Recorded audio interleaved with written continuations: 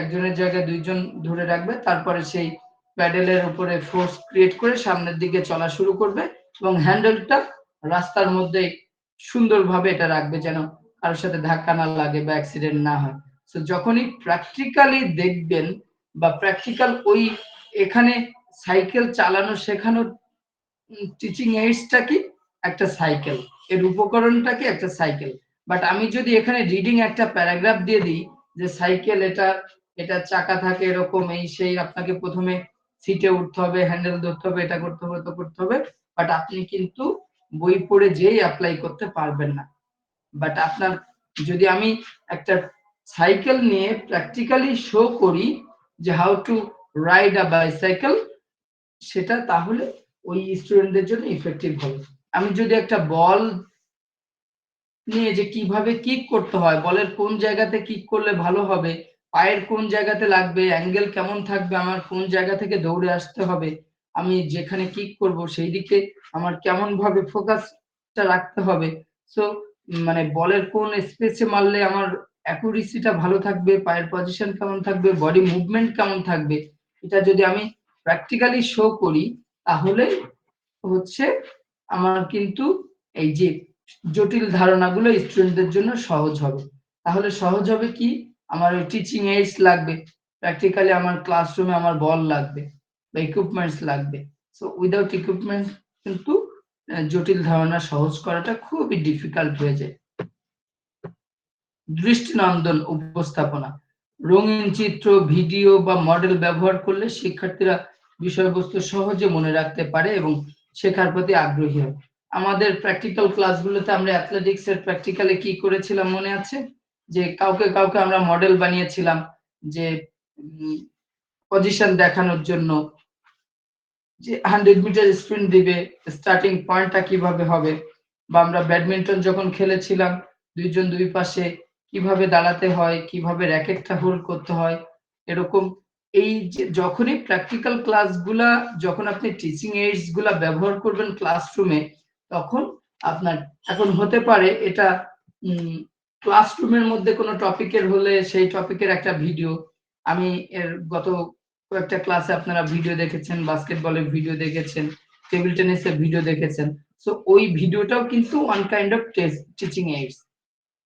ঠিক আছে, teaching AIDS, যাতে করে আমি যতটা না বই পড়ে বা রুলস রেগুলেশন পড়িয়ে আপনাদেরকে ব্রেনের মধ্যে ঢুকাতে পেরেছি, আই হোপ তার চেয়ে বেশি আপনারা যখনই গেম খেলেছেন তার মাঝে, যখনই গেমের ভিডিও দেখিয়েছি এবং তার মাঝে মাঝে আমি পজ করে করে আপনাদেরকে ব্রিফ করেছিলাম, তখন কিন্তু আপনাদের রুলস গুলো বুঝতে সুবিধা হয়েছিল কিনা একটু রেসপন্স করেন। হ্যালো, মনে আছে আপনাদের? স্যার স্যার আমি একটু বলতে চাই, আপনার সাথে যোগ করতে চাই। স্যার টিচিং এইড ব্যবহার করলে যেমন একটা ক্লাসে আছে যেই ক্লাসগুলো সহজে মেনটেন করা যায় না, বা আমি পড়াচ্ছি বাচ্চারা কথা শোনে না, তখন যদি যে এই থিওরিটা বা একটা টপিকস আমি যদি বাচ্চাদের মাথায় ঢুকাইতে চাই, তাহলে যদি স্যার টিচিং এইডগুলো ব্যবহার করি ক্লাসে গিয়ে, যেমন বোর্ডের সামনে টানিয়ে তারপর আমি প্রেজেন্ট করলাম বা আদার্স কিছু করলাম, তাহলে ওরা আগ্রহ নিয়ে, বিভিন্ন কালার থাকবে ওইখানে, প্রিন্ট করি বা হাতে লিখি, তাহলে বাচ্চারা আগ্রহ নিয়ে ওই ওই লাইনগুলা বা ওই লেখাগুলা পড়বে, দেখবে, এবং ওরা দুষ্টামি করলেও, ক্লাসে দুষ্টামি করলেও এর ফাঁকেই ওরা ওই কাজটা কমপ্লিট করে ফেলবে। এটা স্যার অন্যতম একটা সুবিধা। এক্স্যাক্টলি। তাহলে এই জটিল একটা ধারণা যেটা বইয়ের মাধ্যমে আপনি পড়িয়ে বোঝাতে পারছেন না, এটাও আপনি টিচিং এইডস এর মাধ্যমে, টিচিং উপকরণ, শিক্ষা উপকরণের মাধ্যমে, ওই টুলস বা ইকুইপমেন্টস এর মাধ্যমে আপনি সহজ করে বোঝাতে পারছেন। ইন দ্য মিন টাইম আপনি একটা সুন্দর প্রেজেন্টেশন দিতে পারছেন, সেটা হোক হোক ভিডিও বা হোক অন্যভাবে। ঠিক আছে,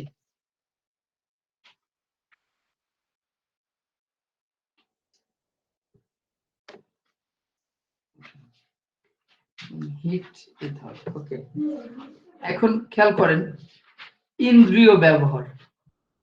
আমাদের যে ইন্দ্রিয়গুলো আছে এগুলোর সঠিক ব্যবহারটা কিভাবে করা যেতে পারে। শ্রবণ, দৃষ্টিশক্তি ও স্পর্শের মতো ইন্দ্রিয়কে কাজে লাগিয়ে শিক্ষার অভিজ্ঞতাকে উন্নত করে, যেমন মাল্টিমিডিয়া উপস্থাপনা, খেলনা মডেল বা সাউন্ড রেকর্ডিং। এই আমরা যে প্রত্যেকটা ক্লাসে যদি আমি একটা মানে ওদেরকে ক্লাস ওয়ার্ক দিয়ে দেই যে এখন এই ভিডিওতে আমরা যে কথাগুলো শুনবো বা যা দেখবো এটা তোমাদেরকে প্রেজেন্টেশন দিতে হবে, তখন দেখবেন বাচ্চারা কি করবে, ওটার প্রতি অ্যাট্রাকটিভ হবে যে হ্যাঁ আমাকে যদি স্যার জিজ্ঞাসা করে তাহলে তো আমাকে বলতে হবে, তো আমাকে এটা ভালোভাবে ভিডিওটা দেখতে হবে। আপনি একটা ভিডিও দেখাচ্ছেন, একটা ভিডিও দেখানোর পরে সে শুনছে কিনা, সে দেখছে কিনা, এটা বোঝার জন্য, এটা তাকে টেস্ট করার জন্য তাকে কিছু ওয়ার্ক দিয়ে দিলে বা তাকে যদি আপনি কাজ না দিয়েও একটা নির্দিষ্ট সময় পরে জিজ্ঞাসা করেন স্টুডেন্টদের, তাহলে বুঝতে পারবেন কে কে অ্যাটেন্টিভ আর কে কে অ্যাটেন্টিভ না। ইভেন যেমনটা বলা হয়েছে মাল্টিমিডিয়া উপস্থাপনা, খেলনা মডেল বা সাউন্ড রেকর্ডিং। এই সাউন্ড রেকর্ডিং এর ক্ষেত্রেও কিন্তু এরকমটা হতে পারে যে আপনি রেকর্ডেড চালালেন, ওদের ওদের দৃষ্টি, ওদের হচ্ছে শ্রবণ শক্তি কেমন সেটা আপনি একটা লাইন অথবা একটা কবিতা অথবা কোনো কিছু ওয়ার্ডস বলার পরে তাদের টেস্ট করার জন্য কিন্তু কিছু টুলস ইউজ করতে পারেন, একটা রেকর্ডিং ইউজ করতে পারেন, তারপরে ওদেরকে জিজ্ঞাসা করতে পারেন যে এখানে কয়টা ওয়ার্ড বলা হয়েছে বা কি কি বলা হয়েছে, কে বলতে পারবে ভালোভাবে। তো এটাতে কিন্তু তাদের ওই ইন্দ্রিয়গুলো ব্যবহৃত হয়। তো এখানেও স্টুডেন্টদেরকে অনেক এই টাইপের অ্যাক্টিভিটিস করলে স্টুডেন্টদের ডেভেলপও পসিবল খুব সহজেই। ইন্টারঅ্যাক্টিভ লার্নিং, ইন্টারঅ্যাক্টিভ মানে সে আপনাকে ওর সাথে সম্পৃক্ততা থাকতে হবে, অ্যাক্টিভলি ওদের সাথে অ্যাটাচ থাকতে হবে। কেমন? যে বিভিন্ন কার্যকলাপ এবং টুলস ব্যবহারের মাধ্যমে শিক্ষার্থীরা সক্রিয়ভাবে শিক্ষার সঙ্গে যুক্ত হয়। উদাহরণস্বরূপ স্মার্ট বোর্ড বা অনলাইন কুইজ। এখন আপনি ইন্টারঅ্যাক্টিভ প্রসেসটা কেমন? এটা আপনি একটা স্মার্ট বোর্ডে একটা কোনো কিছু প্রেজেন্টেশন করছেন, সেটা তখন কি করবে, যদি ওই স্টুডেন্টদেরকে অপারেট করতে বলা হয় যে কোনো একটা বিষয় তুমি প্রেজেন্ট করো বা এটা অপারেট করো, ইভেন আপনি ওখানে যদি অনলাইন কুইজ বা যে কোনো ধরনের কুইজ সেট আপ করে রাখেন, যে তাহলে ওই কে ওইটা একটা কম্পিটিশন। সো কম্পিটিশনের ক্ষেত্রে আপনার কুইজ ব্যবহার করতে পারেন বাচ্চাদের ক্ষেত্রে। তো যখনই ওরা দেখবে যে স্মার্ট বোর্ডে, যেমনটা আপনারা হয়তো অনেকে দাদাগিরি দেখেছেন বা ওই টাইপের কিছু প্রোগ্রাম আছে দেখেছেন, যেখানে ওরা কি করে যে কিছু কোশ্চেন ছেড়ে দেয় এবং খুব দ্রুত কে অ্যান্সার দিতে পারে তাদের ওই যে বাজার প্রেস করে অ্যান্সার দিতে হয়, যে কে আগে বাজার প্রেস করতে পারে, অর্থাৎ সবার কাছে সাউন্ড সিস্টেমেরই থাকে, যে আগে প্রেস করবে সে অ্যান্সার দেওয়ার সুযোগ পাবে। তো ব্যাপারটা ওরকম, যদি অনলাইন কুইজ গুলাও বাচ্চাদের ক্ষেত্রে স্মার্ট বোর্ডের মাধ্যমে হোক বা আপনি মাল্টিমিডিয়া যে পাওয়ার পয়েন্টের মাধ্যমেও হতে পারে, তো এই টাইপের মাধ্যমেও যদি আপনি ক্লাসটা করেন, তাহলে দেখা যাবে ওই ক্লাসের কানেক্টিভিটিটা ভালো হচ্ছে, ওই ক্লাসে এনগেজমেন্টটা ভালো হচ্ছে। তো এটাকে বলা হচ্ছে ইন্টারেক্টিভ লার্নিং, অর্থাৎ বাচ্চারা খুবই মজা পাচ্ছে, আবার সবাই ওটার সাথে কানেক্টেড আছে, ওটার সাথে ইন্টারেক্টেড আছে। সো এটা হচ্ছে ইন্টারেক্টিভ লার্নিং। তাহলে বুঝতে পেরেছেন এটা, যে কোনো একটা কুইজ হতে পারে, যে কুইজ বয়েজ ভার্সেস গার্লস একটা কম্পিটিশন দিয়ে দিলেন, আজকে আমি 10টা কুইজ এখানে থাকবে, কারা আগে অ্যান্সার করতে পারে, হ্যাঁ বয়েজ এবং গার্লস। তো আপনি কিছু কোশ্চেন দিয়ে দিলেন, one by one after another question set করে দিলেন, একটা কোশ্চেন এই বোর্ডে উঠলো, সাথে সাথে ওরা অ্যান্সার করবে, যারা আগে পারবে তারা হচ্ছে এটার জন্য পয়েন্ট পাবে। এরকম বিভিন্ন ভাবে ক্লাসটাকে ইন্টারেক্টিভ করা যায়। এটা চাইলে উইদাউট স্মার্ট বোর্ড ছাড়াও কিন্তু আপনি বোর্ডে নিজেও ডায়াসে হোয়াইট বোর্ডের সামনে দাঁড়িয়ে কিছু কোশ্চেনের মাধ্যমেও করতে পারেন। সৃজনশীল চিন্তা ভাবনা উন্নত করা, টিচিং এর শিক্ষার্থীদের কল্পনা ও সৃজনশীলতা বৃদ্ধি করে, যেমন চার্ট, গ্লোব বা গল্প বলার সময় পাপেট। এখন হচ্ছে যে আমরা পাপেট শো দেখি না, মাঝে মাঝে বাচ্চারা বেশিরভাগ সময় পাপেট শো দেখে। হ্যাঁ, সো ওই যখন আপনি কোনো কিছু শিখাবেন, কোনো কিছু শিখাবেন, ওদের ওই স্টুডেন্টদেরকে যদি সৃজনশীলতা বৃদ্ধি করতে চান তাহলে ভ্যারাইটিস অ্যাক্টিভিটিসে ওদেরকে এনগেজ করে রাখতে হবে। ওই যেমনটা নাইম সর্দার বললেন যে একটা চার্ট দিয়ে সেখানে ভেরিয়েশন থাকে, কালার ভেরিয়েন্ট থাকে, তো ওরা ওইটার প্রতি অ্যাট্রাকটিভ হয়। সো বাচ্চারা কিন্তু এভাবেই ওদের চিন্তা, যখনই সৃজনশীলতা নিয়ে আসতে পারবেন একটা ক্লাসে, বাচ্চাদের মধ্যে এইটা ঢুকে যাবে, তখন দেখবেন ওদের চিন্তা ভাবনার লেভেলটা চেঞ্জ হয়ে যাচ্ছে, লেভেলটা ডেভেলপ করছে। বুঝতে পেরেছেন? বা এর পাশাপাশি বিভিন্ন গল্প বলার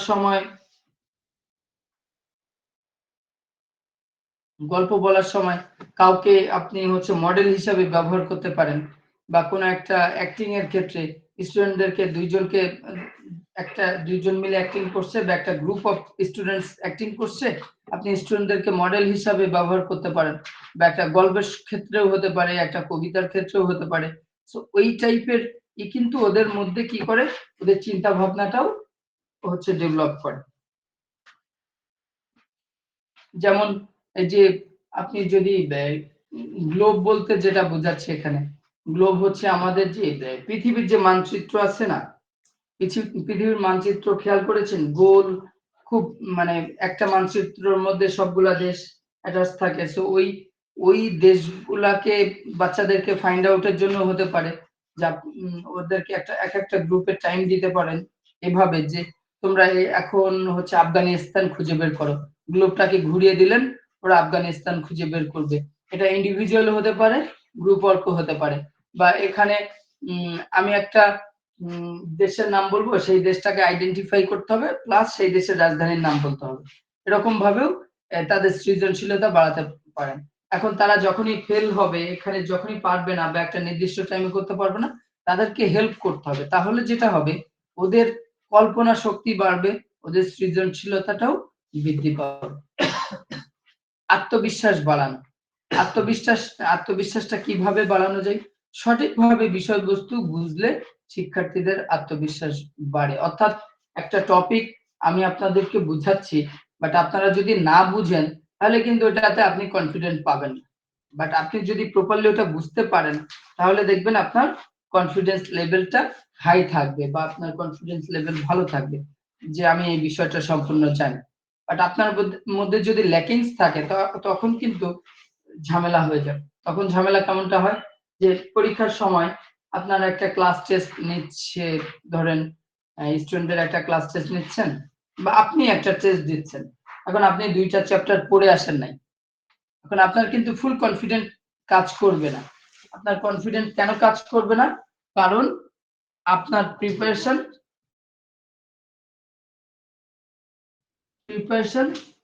কিন্তু ভালো না, বিকজ আপনি 2টা চ্যাপ্টার বাদ দিয়ে আসছেন। সো আপনার কনফিডেন্ট লেভেলটা ভালো না। বাট যে স্টুডেন্ট বা যে ছেলে সবগুলা প্রিপারেশন সুন্দরভাবে নিয়ে আসছে, তার কিন্তু কনফিডেন্ট লেভেলটা বেশি থাকবে, এটাই স্বাভাবিক। সো যদি আমরা প্রপারলি এটা কমপ্লিট করতে পারি, অথবা কোনো একটা টপিক যদি সুন্দরভাবে বুঝতে পারি, অটোমেটিক্যালি আমাদের কনফিডেন্সটা বাড়ে। অডিও ভিজুয়াল মাধ্যম তাদের শেখার ক্ষমতা বাড়িয়ে দেয়। আপনি ক্লাসে র্যান্ডমলি একটা পিডিএফ পড়াচ্ছেন, র্যান্ডমলি বই ধরে রিডিং পড়ছেন, সেটার চেয়ে বেশি ইফেক্টিভ হবে আপনার ওটার পাশাপাশি যদি প্রয়োজন হয় কিছু অডিও শোনানো, অথবা আপনি কোনো ভিডিও দেখান এবং তার মাধ্যমে শেখার জন্য ওদেরকে ইন্সপায়ার্ড করেন, তাহলে দেখবেন ওদের শেখার ক্ষমতাটা আরো ইমপ্রুভ হবে। শ্রেণীকক্ষের পরিবেশ উন্নত করা, এটা খুবই গুরুত্বপূর্ণ একটা টিচিং এইডস। খেয়াল করেন, শিখন উপকরণ ব্যবহারের মাধ্যমে শ্রেণীকক্ষে প্রাণবন্ত পরিবেশ তৈরি করা যায়। আপনারা খেয়াল করবেন, আপনাদের সবারই হয়তো মনে আছে, প্রাইমারি স্কুলে, এখানে সবাই প্রাইমারি স্কুলে পড়েন নাই এমন কেউ আছেন? মানে প্রাইমারি, মানে গ্রামের প্রাইমারি স্কুলে পড়েছেন এরকম আছেন? আমার মনে হয় অনেকেই আছেন গ্রামের প্রাইমারি স্কুলে পড়েছেন। জি স্যার, আমি পড়েছি। প্রাইমারিতে পড়েছি স্যার। পড়েন নাই কে গ্রামের প্রাইমারি স্কুল?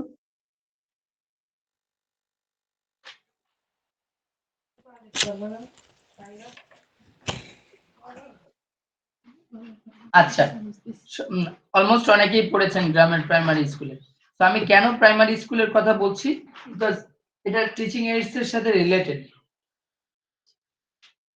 এখন প্রাইমারি স্কুলগুলার ওয়ালগুলার কথা মনে আছে? ক্লাসরুমের দেয়ালগুলা কত সাজানো থাকতো, বাঘের ছবি, জি সুন্দরবনের স্যার, ছবি, মনে আছে পৃথিবীর। স্যার। ওইখানে বিভিন্ন ফুল, ফল, প্রাণী এবং বিভিন্ন সাহিত্যিক বা কবিদের ছবি থাকতো ওইখানে। এক্স্যাক্টলি, এইগুলাই কিন্তু টিচিং এইডস, যে বাচ্চারা ওইগুলা সবসময় টিচারদের কিন্তু সবকিছু কিন্তু টিচারদের পড়িয়ে দেওয়া লাগে না, অনেক কিছু পারিপার্শ্বিক অনেক কিছু দেখে ওরা শিখে। সো ওদের রুমটা এমন ভাবে ডেকোরেশন করা যাতে করে ওরা খুব সুন্দরভাবে শিখতে পারে, ওই রুম থেকে অনেক কিছু শিখতে পারে। টিচার কি পড়াইলো কি না পড়াইলো এটার চেয়ে বেশি ইম্পর্টেন্ট। আমি অনেকগুলা প্রতিষ্ঠান দেখেছি, অনেক প্রতিষ্ঠান আমার ঘোরার সুযোগ হয়েছে। তো আমি অনেক প্রতিষ্ঠানে খেয়াল করেছি যে ওয়ালের গায়ে খুব সুন্দর সুন্দর কোট লেখা থাকে, ওই যে বাণী লেখা থাকে, বিভিন্ন তারপরে বিভিন্ন আইটেম লেখা থাকে, জেনারেল নলেজের অনেক। আমি যখন মিরপুর ক্যান্ট পাবলিকে চাকরি করতাম, Mirpur cantonment public school and college, ওখানে যদি কেউ কারো আসার সুযোগ হয়, আপনারা দেখবেন পুরো গ্রাউন্ড ফ্লোর থেকে টপ ফ্লোর পর্যন্ত জানালার গায়ে, প্রত্যেকটা দেয়ালের গায়ে, যে ক্লাসের জন্য যে টিচিং এইডস দরকার, যেমন ম্যাটেরিয়াল দরকার, তেমন জিনিস ডিজাইন করে ওদের জানালাতে, ওদের হচ্ছে আপনার দেয়ালে ওইগুলা করা প্রত্যেকটা ক্লাসের জন্য। এখন আলটিমেটলি কি হচ্ছে, একটা বাচ্চা আমি দেখেছি যে যে 1 থেকে 12 পর্যন্ত ওখানে পড়ে, তার জেনারেল নলেজ স্কিলটা অনেক ডেভেলপ করে, অনেক ভালো হয়। কারণ কি, ও যদি 1 থেকে 12 ক্লাসগুলো কন্টিনিউ করে, ওই ক্লাসে বসে, একটা বছর আপনি একটা ক্লাসে বসছেন, ওই দেয়ালের গায়ে যা আছে ওইগুলা পড়লেই আপনার অনেক হয়ে যায়। আমি এরকম আমি আমি ওখানে দেখেছি অনেক স্টুডেন্টরা কি করে, মাঝে মাঝে ধরেন এক এক ক্লাসে তো এক এক টাইপের থাকে বা ওয়ালের গায়ে থাকে, তো ওদের আবার মনে থাকে কোনটা। তো মাঝে মাঝে খেয়াল করেছি এরকমটা হয় যে ওরা পরীক্ষার সময় কোনো কিছু ভুলে গেলে ওদের আবার মনে থাকে এটা কোথায় আছে, কোন দেয়ালে আছে। তো সেখানে যে আবার হেল্প নেওয়ার চেষ্টা করে, যদিও ওটা করা উচিত না স্টুডেন্টদের, বাট ওরা করে। এটার কারণ কি, ওদের টিচিং এইডসটা ওরা ওইভাবে ব্যবহার করে। সো আলটিমেটলি ওরা স্কুল থেকে অনেক কিছু শিখতে পারে। সো আপনারা যদি কোনো স্কুলে চাকরি করেন, সেখানে যদি দেয়ালগুলো ফাঁকা ফাঁকা থাকে, মনে করেন যে রং নষ্ট হয়ে যাবে, এখানে কিছু আঁকানো যাবে না, কিছু লেখা যাবে না, ওটা স্টুডেন্টদের জন্য ইফেক্টিভ হয় না। Effective classroom always well decorated থাকে। এই জন্য শ্রেণীকক্ষের পরিবেশ খুবই গুরুত্বপূর্ণ। শ্রেণীকক্ষের পরিবেশে যদি ও পরিবেশটাই দেখে যে সুন্দরবন আমি দেখতে পাচ্ছি, সুন্দরবন সম্পর্কে কিছু লেখা আছে এবং ওখানে বাঘ, হরিণ, বানরের আছে বা কুমিরের ছবি আছে, তাহলে ছোট বাচ্চারা কিন্তু আলটিমেটলি সুন্দরবনও বুঝতে পারছে, বাঘ, হরিণ, কুমির সবকিছুর সাথে পরিচিত হতে পারছে। এরকম ভাবে অনেক কিছুই টিচিং এইডস ক্লাসরুমকে অ্যাট্রাকটিভ করে থাকে। এটা বললাম ওয়ালের decoration, one kind of decoration. But আপনারা আমাদের এই টঙ্গীর যেইটা আছে, ওখানে প্র্যাকটিক্যাল ক্লাসে গিয়ে থাকলে বুঝতে পারবেন, ওখানে কিন্তু পেছনে অনেকগুলো ইকুইপমেন্টস রাখা আছে, ক্রিকেট, ফুটবল, ব্যাডমিন্টন বা অন্যান্য ইভেন্টের। সো ওই টিচিং এইডস গুলা কি জন্য রাখা রাখা যাতে করে আপনারা প্র্যাকটিক্যাল ক্লাস করলে ওগুলো আপনাদের ওই টিচিং এইডস গুলা আপনাদের হেল্প সহযোগিতা করতে পারে, সেই সাথে টিচারেরও সুবিধা হয়।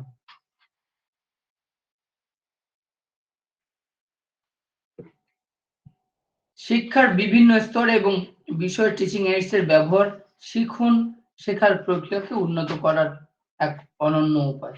উইদাউট টিচিং এইড, আগে কিন্তু আমাদের নরমালি টিচিং এইডস ব্যবহার হতো না, হতো খুবই কম। আগেকার আগেকার যুগে টিচিং এইডস ব্যবহার কম হতো। তো আগে কেন কম হতো, আগে আমাদের তো অ্যাভেলেবেল ছিল না, বা সবার এখন টেকনোলজির সুবিধাতে আমরা বিভিন্ন কিছু ইউটিউব দেখে শিখতে পারছি, অনলাইন থেকে শিখতে পারছি। বাট আগে তো এরকম অপশন ছিল না, আগে অ্যান্ড্রয়েড ফোনই ছিল না, অ্যান্ড্রয়েড তো খুব পরে আসছে আগেকার দিনে। এই জন্য ডিরেক্ট টিচাররা বোর্ডে লিখে পড়াতেন অথবা বই দেখে দেখে জোরে জোরে পড়িয়ে শোনাতেন। আগে ওরকম অ্যাভেলেবেল না থাকার কারণে। তাহলে টিচিং এইডসটা কি বুঝতে পেরেছেন? টিচিং এইডস কি কি কাজে লাগে সেটাও কিন্তু এখানে অনেকগুলো পয়েন্ট দিয়েছি। টিচিং এইডস কিভাবে ব্যবহার করা যায় বা কি করা যায়। সবাই টিচিং এইডস সম্পর্কে কি বুঝতে পেরেছেন?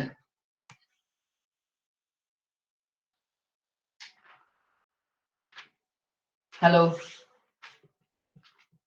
জি স্যার। আপনারা আবার যদি এরকম টিচিং এইডস আসে পরীক্ষায় সামহাউ, আপনারা আবার এই এইডসটাকে আবার ওই যে এইচআইভি এইডস এর সাথে কম্পেয়ার করেন না। এটা কিন্তু অনেকে পরীক্ষার খাতায় করে, একটার সাথে আরেকটা রিলেট করে ফেলে। পরীক্ষার খাতা দেখছি কেউ অ্যানাটমি কি জিনিস এটাই জানে না অনেকে। অথচ আমি কতবার যে আপনাদের পরীক্ষার যে ক্লাসগুলোতে অ্যানাটমি শব্দটা ব্যবহার করছি, যে আপনাদের এই যে basics of sports psychology and physiology এই সাবজেক্টটা রয়েছে। তো এই সাবজেক্টে কিন্তু আপনাদের এই সাবজেক্টটা আমি আমার মনে আপনাদের মনে আছে কিনা নাইম সর্দার, আমি বলেছিলাম যে এই সাবজেক্টটা কিন্তু একটা সাবজেক্ট না, এটার মধ্যে ৩-৪টা সাবজেক্ট মিক্স করে একটা সাবজেক্ট করা হয়েছে, বলেছিলাম কিনা? জি স্যার বলেছিলেন। আমি বলেছিলাম এটার মধ্যে অ্যানাটমি আছে, এটার মধ্যে ফিজিওলজি আছে, হুম? এটার মধ্যে আপনার সাইকোলজি আছে, স্পোর্টস সাইকোলজি আছে। তো আমি অ্যানাটমি শরীরবিদ্যা, অ্যানাটমি হচ্ছে ডিসকাস করে কি মানুষের এটা কঙ্কাল তন্ত্র, হাড় নিয়ে, যতগুলো হাড় আছে এই হাড় নিয়ে স্টাডি করে। এটা হিউম্যান স্কেলিটন নিয়ে অ্যানাটমি হচ্ছে আলোচনা করে, বা anatomy is a science with deals with human skeleton.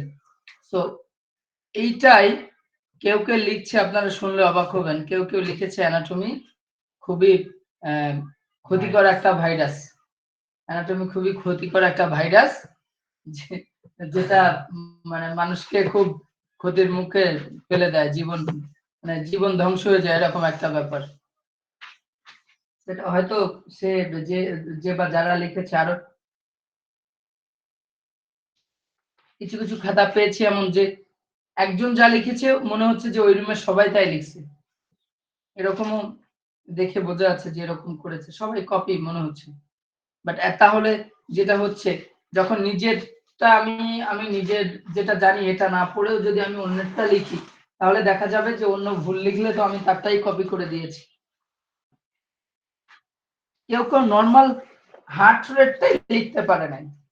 Normal আমাদের হার্ট রেট কত? 72। তো অনেকে লিখেছে 160 থেকে 100। 60 থেকে 100 লিখলেও হয়, সেটা সমস্যা না। আমাদের স্ট্যান্ডার্ড হার্ট রেট হচ্ছে 72 বিট পার মিনিট। কিন্তু এটাও অনেকে উল্টাপাল্টা লিখেছে। যাই হোক, আমরা management of special needed learners আসি। এই ছবিটা দেখে কি বুঝছেন? কে ব্রিফ করতে পারবেন এই ছবিটা দেখে? এই ছবিটা দেখতে পাচ্ছেন? জি স্যার, দেখতে পাচ্ছি। বলেন, কে কে বলবেন এই ছবিটা একটু ব্রিফ করেন।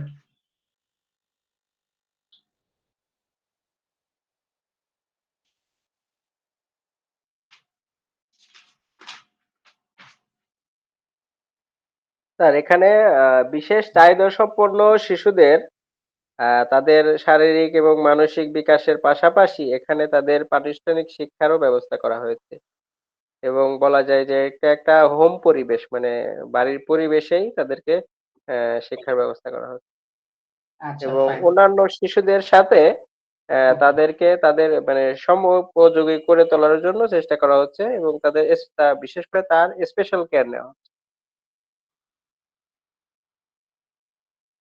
এক্স্যাক্টলি। আর কেউ বলতে চান? স্যার এইখানে যেই টিচারটা শিখাচ্ছে উনি খুব মজার ছলে বাচ্চাদের এই যে বিশেষ চাহিদা সম্পূর্ণ বাচ্চাদের শিখাচ্ছে। আচ্ছা, ধন্যবাদ বদিউর রহমান এবং নাইম সর্দার। খেয়াল করেন এইটা, এই ছবিটা আমাদের, আমরা দেখে এট এ গ্লান্স আমরা কি বুঝছি, যে এটা স্পেশাল নিডেড লার্নার্স এর মধ্যে রয়েছে। সবাই নাও হতে পারে। দেখেন একজনকে স্পেশাল নিডেড লার্নার একজন, সেটা কিন্তু খুব ভালোভাবে আমরা আইডেন্টিফাই করতে পারছি। একজন হুইল চেয়ারে বসে আছে, ইভেন সে টিচারের খুব ক্লোজ বসে আছে, ইভেন টিচার তাকে হেল্প করছে। এটা এই ক্লাসরুমটা যদি আপনারা খেয়াল করেন, এখানে অন্য বাচ্চারা নিজেদের মতো কাজ করছে, আর টিচার ওই বাচ্চাটাকে, আমাদের নর্মালি ক্লাসরুম গুলাতে কিন্তু সবাই যে স্পেশাল নিডেড হয় ব্যাপারটা এমন না। এমন হয় যে একটা ক্লাসে সবাই ভালো, একজন অথবা দুইজন একটু অ্যাবনর্মাল টাইপ বা স্পেশাল নিডেড। তো তাদের প্রতি যদি আপনি এক্সট্রা কেয়ার না করেন, তাদেরকে যদি আপনি অন্য যার ক্লাসে ফার্স্ট বয় তার মতো করে ট্রিট করেন, তাহলে কিন্তু সে পিছনে পড়ে যাবে। বাট তাকে যদি আপনি বুঝাতে পারেন, তাহলে বুঝবেন যে আপনি সাকসেসফুলি কমপ্লিট করতে পেরেছেন লেসনটা। আপনার ক্লাসের সবচেয়ে যে উইক বাচ্চা, তাকে যদি আপনি বুঝাতে পারেন, তাহলে বুঝবেন যে বাকি সবাই বুঝেছে। ক্লাসের আপনার ক্লাস সবাই বুঝেছে কিনা এটা বোঝার জন্য সবচেয়ে উইক যে তাকে জিজ্ঞাসা করলে অ্যান্সার পেয়ে যাবেন। সে যদি বুঝে তাহলে বাকি সবাই বুঝতে পারবে। তো এখন এই যে management of special needed learners, এখন ধরে নেন এখানে একজন স্পেশাল নিডেড আমি যদি ধরি, তো তাকে আপনি ওই টিচার থেকে দূরে যদি বসান, তাহলে সবসময় কিন্তু কি হবে, ওর পাশে যে আপনাকে হেল্প করতে হবে, উঠে ওর কাছে যেতে হবে। বাট ওকে যদি আপনি কাছে নেন, বাকিদের যদি আপনি বুঝাতে পারেন সহজেই, অন্যরা শুনে বা আপনার কথা শুনে বুঝতে পারছে বা আপনার ডিরেকশনে ভালোভাবে করতে পারছে, তো তার ক্ষেত্রে কিন্তু একটু স্পেশাল কেয়ারের জন্য তাকে অ্যাটলিস্ট আপনার কাছে নিতে হবে, তাকে ধরে বুঝাতে হবে। এখন আমাদের লেসনটা কি বলে একটু খেয়াল করুন। Management of special needed learners এমন একটি প্রক্রিয়া যেখানে বিশেষ প্রয়োজন সম্পন্ন শিক্ষার্থীদের উপযোগী শিক্ষা ও সহায়তা প্রদান করা হয়।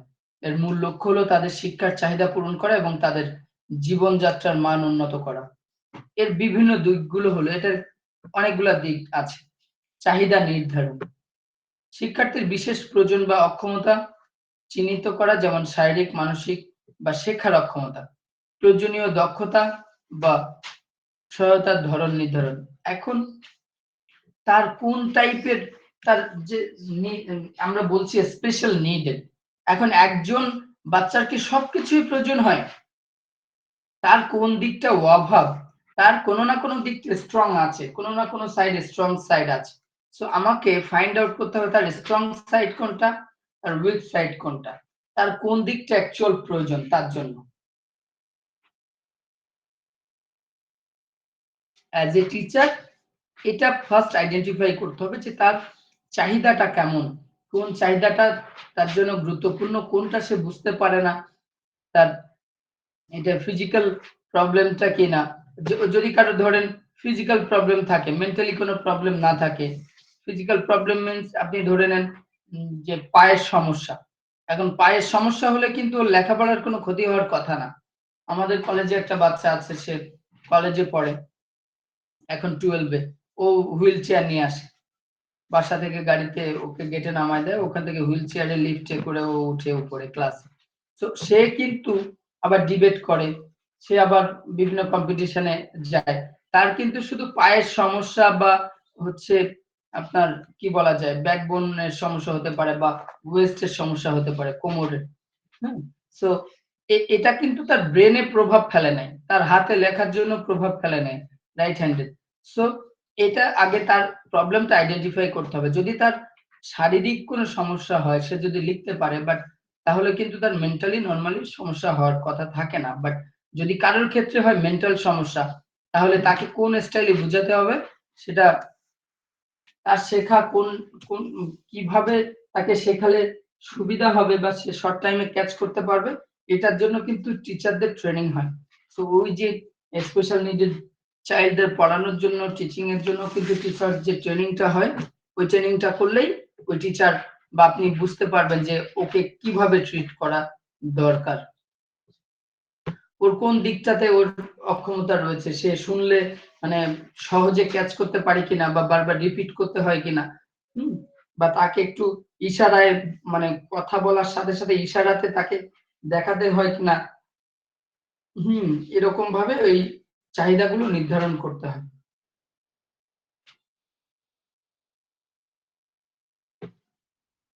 ওইগুলা চিহ্নিত করাটা টিচারের জন্য খুবই জরুরি।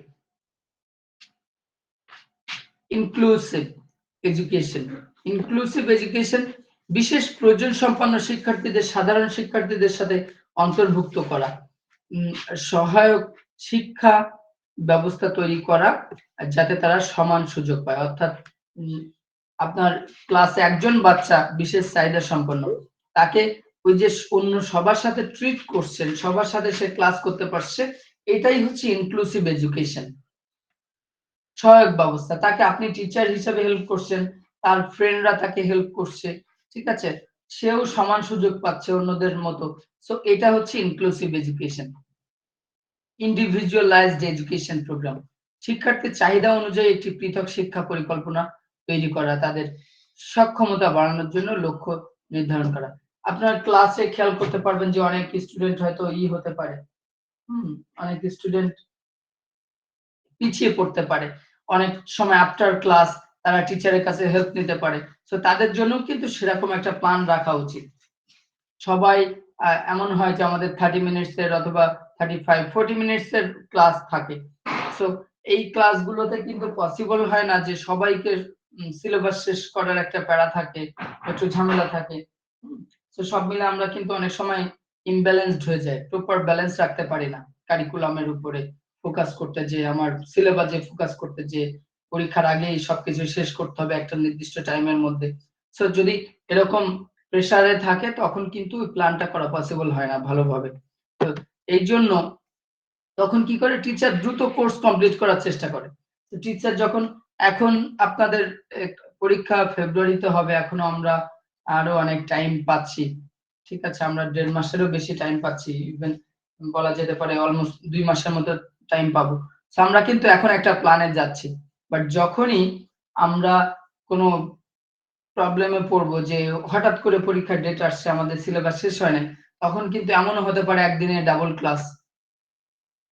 ওইটা হচ্ছে তখন ওই প্রোগ্রামটাকেই মানে আমরা কাস্টমাইজ করে অন্যভাবে নিই। সো এটা যদি আমরা স্টুডেন্টদের ক্ষেত্রেও খেয়াল করি, সো আমি একটা টপিক লাস্ট যে সবচেয়ে লোয়েস্ট তাকে বোঝাতে পারছি না, যে বা আমার 50% স্টুডেন্ট বুঝছে না, তাহলে তাদের জন্য কিন্তু আমার সহজ পরিকল্পনা করাটাও জরুরি।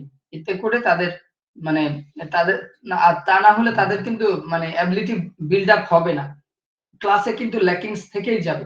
আজকের ক্লাসে বোঝে নাই, এটা কালকের ক্লাসেও ও বুঝবে না। এটা তখন ওর না বোঝার ভারী বোঝাটা ভারী হয়ে যাবে। ও না বোঝার যে এটা ল্যাকিংসটা অনেক বেশি হয়ে যাবে। সো তাদেরকে প্রয়োজনে এক্সট্রা টাইম দিয়ে হলেও, এর জন্য দেখবেন অনেক প্রতিষ্ঠান extra incentive care, extra care, coaching বিভিন্ন নামে বিভিন্ন করে, যেখানে পিছিয়ে পড়া স্টুডেন্টরা কিন্তু পরবর্তীতে আফটার স্কুল হতে পারে বা আফটার ক্লাস হতে পারে করে, তারা হচ্ছে টিচারের কাছ থেকে হেল্প নেয়। এখন খেয়াল করেন, প্রশিক্ষিত শিক্ষক ও সহায়তা কর্মী, প্রশিক্ষিত শিক্ষক এবং সহায়তা কর্মী। শিক্ষক যদি প্রশিক্ষিত না হয়, শিক্ষক যদি প্রশিক্ষিত না হন, আপনাকে ফিজিক্যাল এডুকেশন ক্লাস দেওয়া হয়েছে, আপনি জানেনই না যে ফিজিক্যাল এডুকেশন এটা লেসন প্ল্যানটা কেমন করতে হয়, কিভাবে ক্লাসের ডিজাইনটা করতে হয়।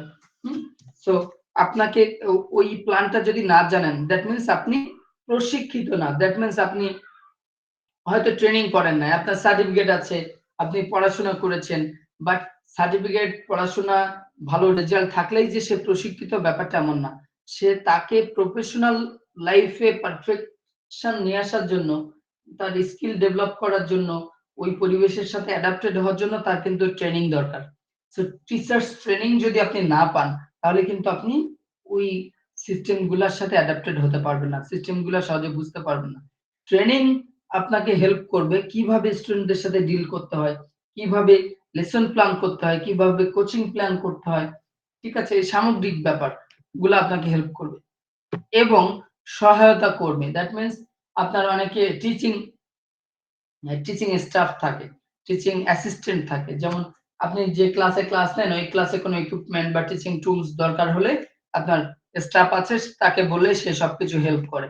অনেক সময় বিশেষ করে ইউনিভার্সিটি গুলাতে এগুলো থাকে, ইভেন আমাদের দেশে রেপুটেড ইংলিশ মিডিয়াম স্কুল গুলাতেও এরকম থাকে, আমাদের স্কুলেও রয়েছে, প্রত্যেকটা ক্লাসের জন্য একজন করে স্টাফ থাকে, টিচিং স্টাফ, সে কি করে ওই বাচ্চাদের কোনো অসুবিধা হলে বা কোনো টিচারের কোনো কিছু প্রয়োজন হলে তাকে বললে সে সবকিছু অ্যারেঞ্জ করে দেয় বা ক্লাস নিতে টিচারকে হেল্প করে। সো প্রশিক্ষিত শিক্ষক ও সহায়তা কর্মী খুবই গুরুত্বপূর্ণ ইফেক্টিভ টিচিং এর জন্য। ঠিক আছে? বুঝতে পারছেন? হ্যালো? জি স্যার।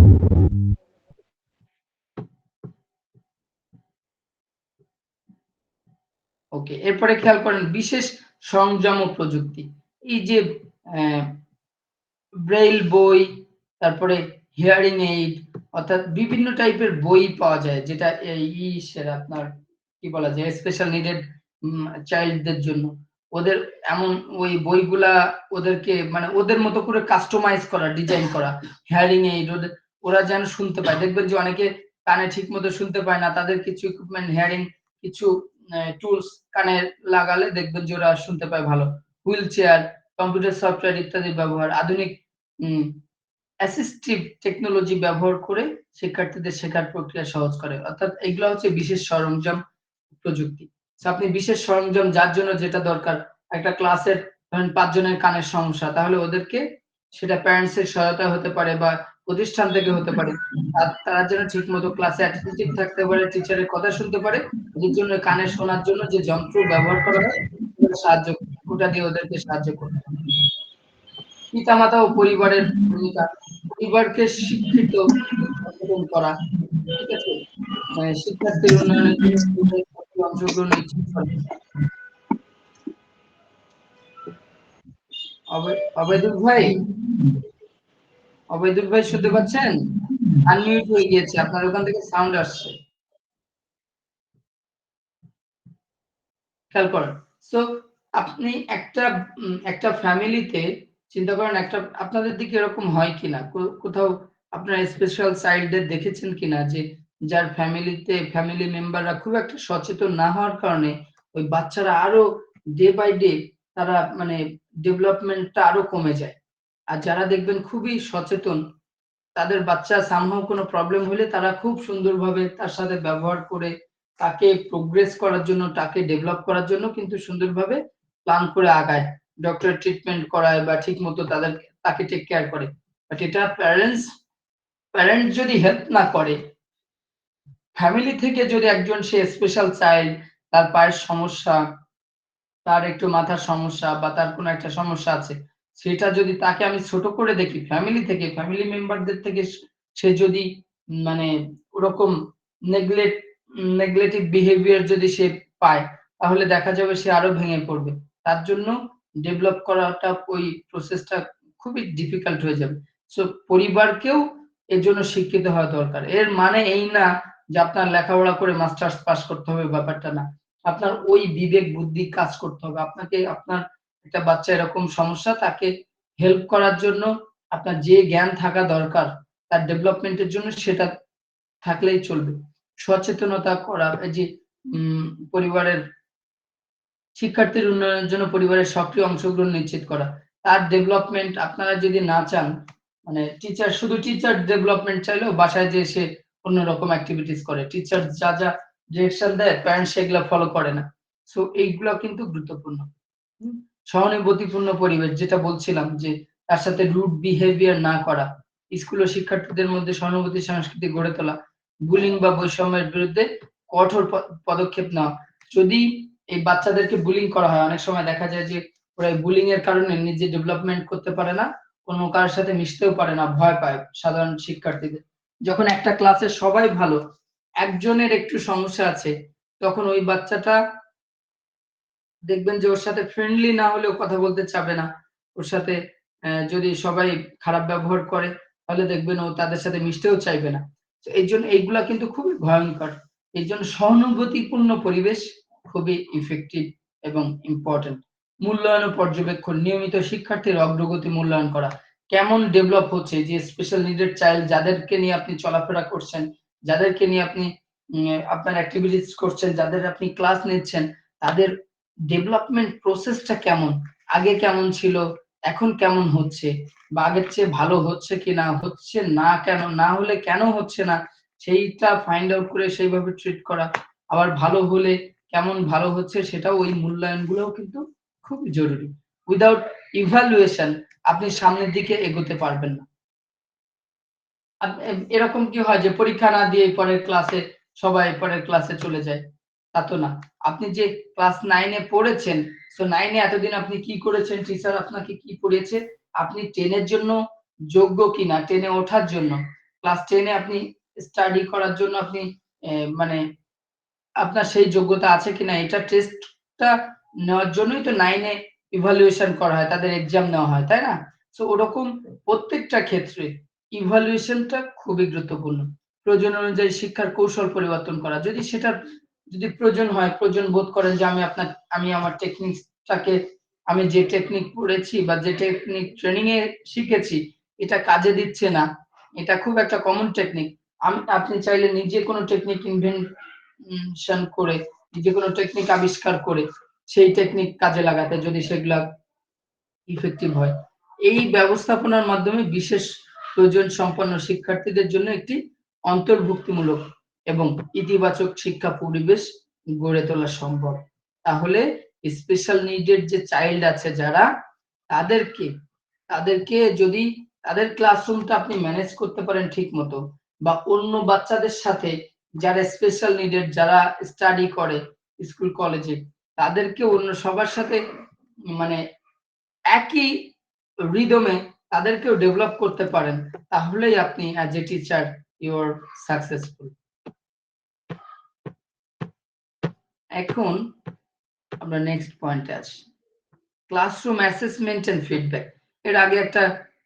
আমরা এর আগের একটা ক্লাসে বলেছিলাম যে স্টুডেন্টদের কাছ থেকে ফিডব্যাক নেওয়া, ক্লাসরুম বিভিন্ন অ্যাসেসমেন্ট নেওয়া, তো ওটার একটা আমাদের সিলেবাসের পার্ট হিসেবে একটা অংশ আছে। খেয়াল করেন, এখানে teacher she is asking something and students they raise their hands. স্টুডেন্টরা তাদের টিচার কিছু একটা জিজ্ঞাসা করেছে এবং তারা কি করছে, তাদের হাত উঁচু করে দেখাচ্ছে টিচারকে, যে আমি বলবো, বা এরকম আমরা করি না এটা, যে স্যার এটা আমি বলবো, বা কে কে এটা জানেন, আপনারা হ্যান্ড রেজ করেন। ক্লাসরুমেও আমরা এটা করে থাকি। ব্যাপারটা এরকম। সো ক্লাসরুমে কিন্তু আমরা স্টুডেন্টদেরকে অ্যাসেসমেন্ট করতে পারি। কোনো কিছু জিজ্ঞাসা করলেই কিন্তু আমি তার অ্যাসেসমেন্টটা করতে পারবো। আপনি একটা ক্লাসে, আপনি একদম নতুন একজন টিচার, আপনারা শুনতে পাচ্ছেন আমার কথা? হ্যালো? জি স্যার, শুনতেছি। জি স্যার। শোনা যাচ্ছে স্যার। আপনি একটা প্রতিষ্ঠানে একদমই নতুন। এখন আপনি 2 দিন ক্লাস নিলেই কিন্তু বুঝতে পারবেন যে আপনি যে ক্লাসে ক্লাস নিচ্ছেন ওই ক্লাসের সবচেয়ে দুষ্টু বাচ্চাকে। ইভেন ওই ক্লাসের সবচেয়ে ট্যালেন্টেড স্টুডেন্টকে, সেটাও কিন্তু আপনি 2 দিনের মধ্যে বুঝতে পারবেন। পারবেন কিনা? হ্যালো? পারবেন না? জি স্যার, জি অবশ্যই। ইনশাআল্লাহ পারবো। অবশ্যই পারবেন। কেন পারবেন? কারণ আপনি যখন ক্লাস নিবেন, আপনি কোনো কিছু জিজ্ঞাসা করবেন, ওই ক্লাসরুমে এনভায়রনমেন্টের মধ্যেই কিন্তু অ্যাসেসমেন্ট অনেকটা হয়ে যায়। টিচার কিন্তু কোশ্চেন করার মাধ্যমেই হচ্ছে অ্যাসেসমেন্ট করে ফেলে। তো কোনো একটা ব্যাপারে যদি কাউকে কোশ্চেন করেন, তাহলে দেখবেন যে সবসময় যারা মেরিটোরিয়াস স্টুডেন্ট তারাই কিন্তু, বা টপ স্টুডেন্ট তারাই কিন্তুই রেসপন্স করে। আবার দেখবেন সবচেয়ে দুষ্টু পোলাপান ওরা রেসপন্স কম করে, ওরা দুষ্টামি করে, একজন আরেকজনের সাথে দুষ্টামি করে। তো তাদেরকেও আইডেন্টিফাই করতে পারবেন। সো ক্লাসরুমে আমরা অ্যাসেসমেন্টটা এটা বিভিন্ন অ্যাঙ্গেলে করা যেতে পারে। আর স্টুডেন্টদের কাছ থেকে ফিডব্যাক নেওয়াটাও কিন্তু খুবই জরুরি। আমি আপনাদের থেকে মাঝে মাঝে ফিডব্যাক নেই যে ক্লাস আপনারা বুঝতে পারেন কিনা, বা কোন টেকনিকে নিলে ভালো। সামটাইম আপনাদের সাথে আলোচনা করি, সেটা উচিত আলোচনা করা। হয়তো আপনারা অনেকে মানে লজ্জায় বলতে পারেন কিনা আমি জানি না, বাট আমি নিজে ফিডব্যাক দিই যে আমার ক্লাসটা এরকম হলে ভালো হয়, বা আরো সময় পেলে, আমিও যেহেতু চাকরি করি, আবার পাশাপাশি এটা করি, যে কারণে আমারও সময়ের স্বল্পতার কারণে হয়তো বা পুরো ইফোর্টটা দিতে পারি না। সো অনেক সময় ল্যাকিংস থেকে যেতে পারে আমাদের অ্যাজ এ টিচার। সো এই ফিডব্যাক এবং অ্যাসেসমেন্ট, আপনাদের ইন কোর্স এক্সাম নিয়েছিলাম, ওটাও কাইন্ড অফ অ্যাসেসমেন্ট। আমি যে প্রত্যেকটা ক্লাসে মাঝে মাঝে জিজ্ঞাসা করি বিভিন্ন টপিকের, আপনারা এখানে কয়েকজন হচ্ছে রেসপন্স করেন। আমার তাদের নাম মনে থাকে, ইভেন আমি কিন্তু তাদের কণ্ঠ শুনলে বুঝতে পারি। আমি মাঝে, মাঝে দেখি যে আপনাদের এই যে জুমের এটা ওপেন করে দেখি যে কে কথা বলছেন বা কে ক্লাসে আছেন। আমি একটু স্ক্রল করে নিচে আসি বা উপর দিকে যাই। আমি দেখি যে কে কথা বলছে। সো অনেকের ভয়েস আমার কিন্তু মানে মনেই আছে। আমি কণ্ঠ শুনলেই, ভয়েস শুনলেই কিন্তু বুঝতে পারি যে এখন কে কথা বলছে। বদিউর রহমান কথা বলছে নাকি নাঈম সর্দার নাকি আহমেদ নূর। আমাদের এই সেমিস্টারে এই যে আবার আছেন কে লালমনিরহাটে একজন আছেন। সো ওরকম আমাদের এই যে মুজাহিদ সাহেব আছেন। সেরকম অনেকে যারা কথা বলেন, রুহুল আমিনও কথা বলেন। সো আপনারা যারা কথা বলেন আমি কিন্তু আপনাদের ভয়েস শুনেই বুঝতে পারি। সো এখানেও কাইন্ড অফ অ্যাসেসমেন্ট আপনারা ধরতে পারেন। কেমন? যে আমি বুঝে নিই যে আপনারা অ্যাটেনটিভ। আমি বুঝি যে আপনারা রেগুলার তো ক্লাস করছেন। সো আপনাদেরকে আমি যখন আপনাদের ইন কোর্সের মার্ক দিব, আমি যখন ইন কোর্সের মার্ক দিব তখন কিন্তু আমার এটা খেয়াল থাকবে যে আমি কাকে কেমন দিচ্ছি বা কোন স্টুডেন্ট বা কে আমার ক্লাসে অ্যাটেনটিভ ছিল বা কে ক্লাসে প্রেজেন্ট থাকতো। যারা প্রেজেন্ট থাকেন তাদের ক্ষেত্রে তারা তো মার্কস বেশি পাবেন, এটাই স্বাভাবিক, তাই না? আবার অনেকে একদমই ক্লাস করে না, শেষে সে দেখবেন শীট নেওয়ার জন্য পাগল হয়ে যাবে। একদমই ক্লাস করতে পারে না, শীট নেওয়ার জন্য পাগল হয়ে যায়। ওকে, আমরা আর ওইদিকে না যাই, এখন খেয়াল করি। ক্লাসরুম অ্যাসেসমেন্ট এবং ফিডব্যাক শিক্ষার্থীদের শেখার উন্নয়নে একটি গুরুত্বপূর্ণ ভূমিকা পালন করে। এটি শিক্ষক ও শিক্ষার্থীদের মধ্যে একটি কার্যকর কমিউনিকেশন প্রসেস আর কি, কমিউনিকেশন মাধ্যম হিসেবে কাজ করে। ক্লাসরুম অ্যাসেসমেন্ট এবং ফিডব্যাক সম্পর্কে বিস্তারিত আলোচনা নিচে দেওয়া হলো, একটু খেয়াল করেন। ক্লাসরুম অ্যাসেসমেন্টটা নরমালি টু টাইপস এর হয়। একটা হচ্ছে ফরমেটিভ আর একটা সামাটিভ। নতুন কারিকুলামে সামাটিভ ফরমেটিভ দুইটাই আছে নতুন কারিকুলামে, বাট নরমালি এই দুই টাইপের মধ্যে সবগুলাই ইনভলভ। খেয়াল করলে বুঝতে পারবেন। ক্লাসরুম অ্যাসেসমেন্ট হলো শিক্ষার্থীদের শেখার অগ্রগতি, দুর্বলতা এবং সম্ভাবনা নিশ্চিত করার একটি প্রক্রিয়া। এটি দুই প্রকারের হতে পারে, formative assessment and summative assessment. ফরমেটিভটা কি? শেখার সময় পরিচালিত হয় এই ফরমেটিভ যে অ্যাসেসমেন্ট, শিক্ষার্থীদের অগ্রগতি পর্যালোচনা করে। উদাহরণ, কুইজ, ক্লাসের আলোচনার সময় প্রশ্ন করা, হোমওয়ার্ক পর্যবেক্ষণ, এগুলা হচ্ছে ফরমেটিভ। এই ক্লাস নিচ্ছি, মাঝে মাঝে কোনো একটা কোশ্চেন জিজ্ঞাসা করি, এটা হচ্ছে ক্লাসরুমেই ফরমেটিভ অ্যাসেসমেন্ট হচ্ছে। ক্লাস নিচ্ছি, একটা ছবি দেখাচ্ছি, এই ছবিটা দেখে কি বুঝছেন, এটা হচ্ছে ফরমেটিভ অ্যাসেসমেন্ট। ঠিক আছে? বিভিন্ন কোশ্চেন করছি, আপনারা অ্যান্সার করছেন, এটা ফরমেটিভ অ্যাসেসমেন্ট। কোনো কাজ দিয়েছি, বাসা থেকে সেই কাজটা হোমওয়ার্কটা করে নিয়ে আসছেন, এটা formative assessment. And what is summative assessment? খেয়াল করেন, এটা একটা নির্দিষ্ট একটা সময় শেষে শিক্ষার্থীদের শেখার মূল্যায়ন, that is called summative assessment. হতে পারে 6 মাস পর পর, হতে পারে 3 মাস পর পর, যেটাকে আমরা মানে আমাদের দেশে যেটাকে আমরা সরাসরি এক্সাম বলি, হাফ ইয়ারলি এক্সাম বলেন আর ফাইনাল এক্সাম বলেন, অথবা যে অনেক জায়গাতে 3টা এক্সাম চালু আছে, 3টা টার্মে এক্সাম হয়, আবার অনেক জায়গাতে 2 টার্মে এক্সাম হয়। এই যে টার্ম, ফাইনাল পরীক্ষা, প্রজেক্ট পেপার, বিভিন্ন এই টাইপের যে ফাইনাল কাজগুলা, প্রজেক্ট পেপার বলতে এটা ফাইনালি আপনারা গ্রাজুয়েশন করেছেন, দেখবেন যে ফাইনালি কিছু প্রজেক্টের কাজ করতে হয় বা থিসিস বা রিসার্চ এর কাজ করতে হয়। তো এই টাইপের গুলো হচ্ছে সামাটিভ অ্যাসেসমেন্ট, অর্থাৎ at the end of the session বলতে পারেন, end of the session, season বলতে পারেন। ঠিক আছে? একটা পর্ব শেষ আপনারা যে ফার্স্ট সেমিস্টার পরীক্ষা দিয়েছেন, that is called summative assessment. ঠিক আছে? এখন এই পরীক্ষাটা আপনাদের সেকেন্ড সেমিস্টার এক্সামটা দিবেন, এটা ফাইনাল এক্সাম, এটাও হচ্ছে সামাটিভ অ্যাসেসমেন্ট। এন্ড ফরমেটিভ কি? আমি এই যে সিস্টেমের মধ্যে আমি যা আগেও বলেছি, এক্সাম্পল দিয়েছি, যা জিজ্ঞাসা করি, কোনো বিষয় নিয়ে আলোচনা করলে আপনাদের কাছ থেকে শুনি বা একাধিক মানুষের কাছ থেকে শুনছি, কে অ্যাটেনটিভ না এটাও বুঝতে পারছি। আমার কাছে কিন্তু যখন অথরিটি জানতে চায় কে নাম্বার ইনপুটের সময়, কে কে ক্লাসে ছিল বেশি বেশি, আমি কিন্তু এগুলা নোট করে রাখি। আমি মাঝে মাঝে দেখি এ কারণে যে আমি নোটও করে রাখি, যে আমি যেন ভুলে না যাই, যে একজন মানুষ সে কষ্ট করে ক্লাস করছে আর আমি নাম্বার দেওয়ার সময় তার কথা ভুলে যাব, এটা কিন্তু আমার জন্য এটা ঠিক হবে না, যে কারণে আমি কিন্তু নোট করে রাখি। তো এই জন্যই আমাদের অ্যাসেসমেন্টটা করতে সুবিধা হয়। এখন আসেন ফিডব্যাক। ফিডব্যাকের কয়েকটা ধরন আছে, আমরা খেয়াল করব।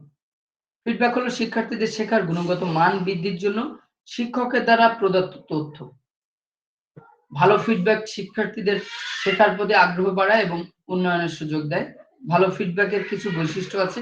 Characteristics of good feedback, that is specific, constructive, timely এবং পার্সোনালাইজড। এই চারটা বৈশিষ্ট্য যদি থাকে বুঝবেন যেটা হচ্ছে qualities of a good feedback. যেমন ফিডব্যাকটা হতে হবে নির্দিষ্ট, শিক্ষার্থী কাজের বিশেষ দিকগুলো তুলে ধরা। ঠিক আছে, আপনি এটা ফিডব্যাক সবার ক্ষেত্রে হতে পারে। হতে পারে আপনি টিচার হিসেবে ফিডব্যাক নিচ্ছেন, অনেক সময় দেখবেন যে আপনার প্রতিষ্ঠানে নতুন টিচার নিলে যারা ভিপি আছে বা প্রিন্সিপাল আছে তারা কিন্তু অনেক সময় অনেকে স্টুডেন্টদেরকে জিজ্ঞাসা করে বা টিচারদেরকে জিজ্ঞাসা করে যে অমুক টিচার কেমন পড়ায়, অমুক টিচার কেমন করায়, বা অমুক ম্যাথ টিচার কেমন, ইংরেজি টিচার কেমন, বাংলা টিচার কেমন। এটাও হচ্ছে কাইন্ড অফ ফিডব্যাক। আবার কোন স্টুডেন্টের সাথেও ফিডব্যাক রিলেটেড থাকতে পারে, যে আপনি স্টুডেন্টদেরকে কোন একটা কাজ করছে, আপনি তাকে ফিডব্যাক দিচ্ছেন যে এটা এভাবে করো না, এটা ভালো করেছো, এটা খুব এক্সিলেন্ট হয়েছে, খুব ভালো জব, ঠিক আছে, তুমি এটা এভাবে অন্যরাও তোমরা ওকে এটা ফলো করতে পারো, এটাও ফিডব্যাক। স্টুডেন্টদেরকে ফিডব্যাক দিচ্ছেন, আমরা খাতা দেখে ফিডব্যাক দিই। হ্যাঁ, সো এইগুলা কিন্তু ফিডব্যাকের ভালো ফিডব্যাকের বৈশিষ্ট্য হচ্ছে স্পেসিফিক হতে হবে, নির্দিষ্ট হতে হবে। তোমার প্রবন্ধে ভালো তথ্যসূত্র রয়েছে কিন্তু উপসংহারে আরো যুক্তি দরকার, এটা হচ্ছে মানে কাইন্ড অফ ফিডব্যাক আর কি। কনস্ট্রাকটিভ, গঠনমূলক, ইতিবাচক দিকগুলো তুলে ধরা এবং উন্নতির সুযোগ দেখানো। আমরা অনেক জায়গাতে ফিডব্যাক বলতেই বুঝি যে নেগেটিভ ফিডব্যাক, ফিডব্যাক বলতেই বুঝি যে ওর কোথায় ভুল হয়েছে, এই আপনার ক্লাস ভালো হয় নাই, এই করেন নাই, ওই করেন নাই, হাজারটা ভুল। কিন্তু কি ভালো হয়েছে এটা বলাটাও কিন্তু আমাদের উচিত। ভালো, যে আপনার ক্লাসের এটা সুন্দর, আপনি এটা খুব ভালো করেছেন, তবে এটা আমার মনে হয় আরেকটু ডেভেলপ করা উচিত, বা এটা আরেকটু অন্যভাবে করাতে পারেন। এরকম কনস্ট্রাকটিভ হতে হবে, ইতিবাচক গুলো তুলে ধরতে হবে, সময় উপযোগী, টাইমলি। দ্রুত ফিডব্যাক দিলে শিক্ষার্থীরা তা কাজে লাগাতে পারে, অর্থাৎ আপনি যদি সময় মতো ফিডব্যাক দেন তাহলে সেটা ইফেক্টিভ হবে। পার্সোনালাইজ, শিক্ষার্থীর প্রয়োজন অনুযায়ী ফিডব্যাক প্রদান। এখন আপনি ওপেনলি ফিডব্যাক দিলে তো কেউ নিবে না, বা কারোর জন্য এটা অ্যাপ্লিকেবল হবে, কারোর জন্য অ্যাপ্লিকেবল হবে না। সো পার্সোনালাইজড মিনস হচ্ছে আপনি স্পেসিফিক স্টুডেন্টদেরকে, আমি বলতে পারি যে নাইম সর্দার আপনি এই দিকগুলা ঠিক করেন, বা আরেকজনকে বলতে পারি আপনার হ্যান্ডরাইটিং খুব সুন্দর, খাতার প্রেজেন্টেশনটা একটু ঠিক করেন। আরেকজনকে বলতে পারি যে আপনি এরকম আপনার লেখার ধরনটা একটু অন্যরকম, আপনি অনেক বড় বড় করে লিখেন, এক পেজে খুব কম সংখ্যা লিখেন, এটা এক্সামিনারের জন্য ভালো না। বা আপনার লেখার যেটা লিখেন এটা খুব সুন্দরভাবে লিখেন, বাট এটা পয়েন্ট আকারে লিখেন, তাহলে আরো ভালো হবে। তো এটা স্পেসিফিক মানুষের ক্ষেত্রে কিন্তু ভ্যারি করে ফিডব্যাক, এই জন্য এটাকে বলা হয়েছে পার্সোনালাইজড। ঠিক আছে, ব্যক্তি কেন্দ্রিক, ব্যক্তিগত, এক এক ব্যক্তির জন্য ফিডব্যাক এক এক রকম। ক্লাসরুম অ্যাসেসমেন্ট এবং ফিডব্যাকের মানে বেনিফিটটা কি, সুবিধা কি, শিক্ষার্থীদের শেখার দুর্বলতা নিশ্চিত করা যায়। প্রত্যেকটা স্টুডেন্টদের এক এক সাইডে দুর্বল থাকে, হতে পারে এক একজনের একাধিক সাইড, বাট আপনি কমন কিছু ডায়লগ যদি দেন তাহলে কিন্তু ওরা খাবে না, যে আমি তো এটা পারি, তাহলে এটা মনে হয় অন্যদের বলছে। এই জন্যই স্পেসিফিক করে স্পেশালাইজড পার্সোনালাইজড করা হয়েছে, ব্যক্তিগত। তাদের আত্মবিশ্বাস বাড়ায় ফিডব্যাক যখন দিবেন, ফিডব্যাক ভালো ফিডব্যাক যদি দেন তাদের দেখবেন কনফিডেন্সটা ভালো হয়, হ্যাঁ স্যার আমাকে ভালো বলেছে, খাতায় একটা কোনো কিছু অ্যাসাইনমেন্ট করেছে, কোনো লিখেছে, ওকে একটু খাতায় লিখে দিলেন excellent job, good job, very good, well done, দেখবেন ও ইন্সপায়ার্ড হবে, মোটিভেটেড হবে। সো ওর কনফিডেন্স লেভেলটা কিন্তু বেড়ে যাবে, শেখার মধ্যে সক্রিয় অংশগ্রহণ নিশ্চিত করে। যখনই তাকে ফিডব্যাক দিবেন ওর ভালো পয়েন্ট গুলা অলওয়েজ আগে বলবেন, যাকেই ফিডব্যাক দেন না কেন এটা ভালো পয়েন্টগুলো আগে বলবেন, তারপরে কিছু বিষয় মনে হয় যে এটা করলে আরো ভালো করা সম্ভব বা এই জিনিসটাকে আরো ডেভেলপ করা পসিবল, মানে করা উচিত। নেগেটিভ ফিডব্যাক গুলো এমন ভাবে দিবেন যেন নেগেটিভটাও পজিটিভলি ইম্প্যাক্ট পড়ে ওই শিক্ষার্থীর উপর। নট অনলি ফর স্টুডেন্টস, এটা ফর এভরি পারসন। আমরা প্রত্যেকটা মানুষ কিন্তু প্রত্যেকটা মানুষকে ফিডব্যাক দিতে পারি। সো কারোর কাজের ক্ষেত্রে আপনার হতে পারে, বাসায়ও হতে পারে, বাসায় নিজের ফ্যামিলি মেম্বারদের সাথেও হতে পারে, বা এটা কর্মক্ষেত্রেও হতে পারে। সব ক্ষেত্রেই পজিটিভ ফিডব্যাক গুলো সুন্দর করে দিয়ে এবং নেগেটিভটাও পজিটিভলি প্রেজেন্ট করাটাও গুরুত্বপূর্ণ। শিক্ষার্থীদের এবং শিক্ষকদের মধ্যে সম্পর্ক উন্নত করে। আপনি যদি একজন শিক্ষার্থীকে শুধু বলেন তোমার এই ভালো না, তুমি এই করো ওই করো, এটা খারাপ, এটা বাজে কাজ, তোমাকে বাবা মা কিছু শেখায়নি, এই করেনি ওই করেনি, ওই দেখবেন আপনাকে দেখলেই ওর মনের মধ্যে অন্যরকম কাজ করবে, আপনাকে দেখলেই ও সম্মান করতে চাইবে না। বাট আপনি যদি ওকে খুব প্রশংসার সাথে আর পজিটিভলি যদি ওকে ডিল করেন, দেখবেন ও আপনাকে দেখলেই আপনার কাছে আসবে, কথা বলবে, কথা শুনবে, ওকে কাজ দিলে কাজ করবে। সেটা কিন্তু টিচারের টেকনিক। ফিডব্যাক দেওয়ার কৌশল, যেটা আমি বলছিলাম, সুনির্দিষ্ট এবং পরিষ্কার ভাষা ব্যবহার, শিক্ষার্থীর কাজের ইতিবাচক দিকগুলো আগে উল্লেখ করা, একটু আগেই বলছিলাম, উন্নতির জন্য স্পষ্ট পরামর্শ দেওয়া, যেটা কনস্ট্রাকটিভ, স্পেসিফিক, শেখার লক্ষ্য সম্পর্কে আলোচনা করা, ওর যে ওর কিভাবে ও শিখতে পারে, বা ওর এটা সহজ করে দেওয়া, যে এইটা সমস্যা আছে, এটা তুমি, আমার মনে হয় তুমি এটা ইউটিউবে এরকম ভিডিও পাবে, তাহলে তুমি এটা দেখে শিখতে পারবে। তারপর তোমার কোন লক্ষ্য নির্ধারণ করে দেওয়া হতে পারে, যে তুমি এই ক্লাসে অত বেশি দরকার নাই, বাট তুমি এই পর্যন্ত জানলে তোমার এনাফ। আপনাদের অনেক সময় বলে দিই না যে এই এতগুলা পয়েন্ট আমি এক্সট্রা দিয়েছি, বাট আপনারা যদি নরমালি 1 মার্কের কোশ্চেন হলে এরকম লিখবেন, 2 মার্কের হলে এরকম লিখবেন, বা 5 মার্কের হলে আরেকটু ডিটেইল লিখবেন। তো পয়েন্ট আকারে দিই, সবগুলা মনে না থাকলে এরকমও বলি যে সবগুলা পড়বেন, বাট মনে না থাকলে নিজের মতো করেও দিতে পারেন। ক্লাসরুম ক্লাসরুম অ্যাসেসমেন্ট এবং ফিডব্যাক কার্যকরভাবে প্রয়োগ করলে এটি শিক্ষার্থীদের শেখার মান উন্নত করার একটি শক্তিশালী হাতিয়ার হয়ে উঠতে পারে। যখনই এইগুলা আমরা অ্যাজ এ টিচার আমরা এগুলা ইফেক্টিভলি যখন অ্যাপ্লাই করব, স্টুডেন্টদের উপর দেখবেন যে খুব ভালো প্রভাব পড়ে। আপনার ক্লাসের সবচেয়ে যে দুষ্টু বাচ্চা, তাকে যদি আপনি কিছু দায়িত্ব দিয়ে দেন, দেখবেন যে ওই ভালো হয়ে গেছে। ওকে যদি দায়িত্ব দিয়ে দেন, আমি করতাম এটা, আমার জাপানিজ স্কুলে আমি কিছু টেকনিক অ্যাপ্লাই করতাম। তার মধ্যে একটা ছিল যে আমার ক্লাসে তো মাঠে খেলতে নিয়ে যাইতাম ছোট বাচ্চাদের, যারাই ওরা কি করে, আমার ক্লাসের রুল ছিল ক্লাস থেকে লাইনে যেতে হবে এবং মাঠ থেকে যখন আসবে ওরা লাইনে ক্লাসে ঢুকবে। সো আমি ওদেরকে দেখতাম যে আগে আইডেন্টিফাই করে নিতাম শর্ট টাইমে যে কে সবচেয়ে দুষ্টু। তো ওই দুষ্টুদেরকে আমি আবার রুলস করে দিয়েছিলাম আমার ক্লাসে একদিন একজন 2 জন করে দায়িত্ব পালন করবে। সো 2 জন প্রত্যেকটা ক্লাসে, আর ওদের বলে দিতাম যে 2 জনকে আমি লিডার বানিয়ে দিব, প্রত্যেক ক্লাসে নতুন নতুন লিডার হবে। তো যারা লিডারদের কথা শুনবে না তারা কখনোই লিডার হতে পারবে না। তো আমি সবচেয়ে দুষ্টু তাদেরকে আগে লিডার বানিয়ে দিতাম, যে তুমি দেখবা কেউ যেন তুমি লাইনের সামনে থাকবে, কেউ যেন লাইন ক্রস না করে যায়, একজন লাইনের পেছনে থাকবে, কেউ যেন লাইন ব্রেক না করে, সবাই যেন লাইনে সুন্দরভাবে যায়। তো 2 জন দুষ্টুকে যখন সামনে আর পেছনে দিবেন, দেখবেন যে ওরা ছাড়া তো আর কেউ দুষ্টামি করবে না, আর কেউই লাইন ব্রেক করবে না। তো ওরা যখন দায়িত্ব পেয়ে যাবে, ওরা দেখবেন যে ওরা খুব ভালো হয়ে গেছে। বুঝতে পেরেছেন? অনেক সময় প্যারেন্টসদের সাথে ডিল করতেও অসুবিধা হয়ে যায়, মাঝে মাঝে আমরা পানিশমেন্ট দিই। শুনতে পাচ্ছেন আমার কথা? জি স্যার, শোনা যায়, স্ক্রিন দেখা যায় না স্যার। একটা গল্প শেয়ার করি, সেটা হচ্ছে একবার এক বাচ্চাকে এমন দুষ্টু যে আমিও ফ্রেশার ছিলাম, অর্থাৎ আমার এক্সপিরিয়েন্সও খুব বেশি ছিল না প্রথম দিকে আর কি, চাকরির প্রথম দিকে। এখন ওই ইউনিভার্সিটির স্বভাব কিছু ছিল, তো ওই স্বভাবের কারণে যে প্রফেশনালিজমটা যে আরো স্মুথলি ঠান্ডা মাথায় কাজ করতে হয় সবকিছু, তখন অতটাই ছিল না। ধরেন ভার্সিটিতে অভ্যস্ত ছিলাম, হলে থাকতাম, পরিবেশ অন্যরকম ছিল, ইউনিভার্সিটি লাইফ অন্যরকম। সো ওই চাকরিতে ঢুকেই চিন্তা করেন যে এমন দুষ্টু ছেলে, কথাই শুনে না, যাই করি কোনো কথা শুনে না। সো মার দিতাম শুরুর দিকে, মার দিতাম, কান ধরে কান মলা দিতাম। কান মলা দিলে কানে ব্যথা পাইছে, বাসায় যেয়ে মায়ের কাছে ওর মা ওকে জড়ায় ধরছে, এখন ওর কানে হাত লাগছে। কানে হাত লাগলে ও করে উঠছে।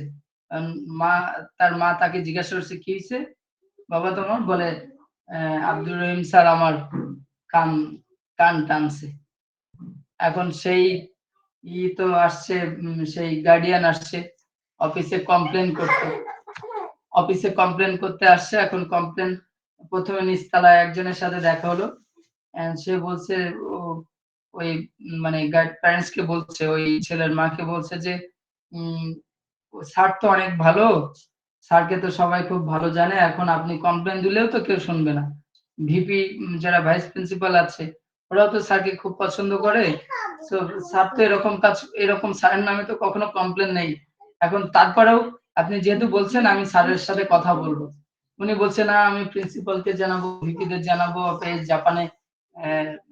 জাপানে জানাবো, এই সেই স্যারের নামে লিখিত অভিযোগ দিব, আমার ছেলের কান কান মোলা দিছে, কান টানছে, কানে ব্যথা হয়েছে। আমার তো মানে বুক পুরো মানে কি বলবো, আমি তো বুক ফেটে যাচ্ছে যে আমার ছেলের এরকম অবস্থা করছে। মানে এখন পরে আমাকে আমাদের টিচার একজন বললো যে আমার কাছে আসছিল, তো আমি তো তাকে বুঝাই টুঝাই বাসায় পাঠাইছি। তো আমি কি করলাম, এরপর থেকে ওই ছেলেকে আবার মারতাম।